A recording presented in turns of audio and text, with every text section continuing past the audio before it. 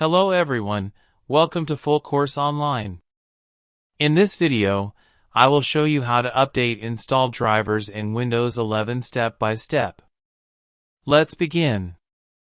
First, right-click on the Start button. From the menu that appears, click on Device Manager. The Device Manager window will open.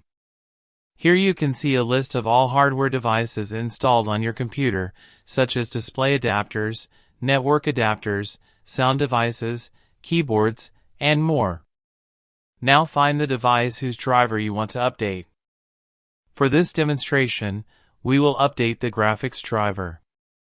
Locate display adapters and click the small arrow next to it to expand the list. You will now see the graphics device installed on your computer. For example, you may see something like Intel HD graphics. To update the driver, right-click on the device name.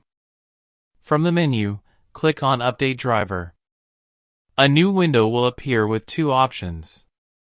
Select the first option that says Search automatically for drivers.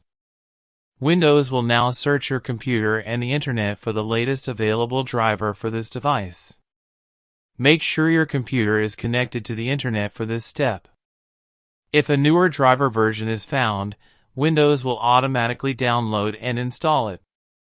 During the installation process, your screen may flicker or temporarily go black. This is normal when updating graphics drivers. Wait for the process to complete. Once the installation is finished, you will see a message confirming that the driver has been successfully updated.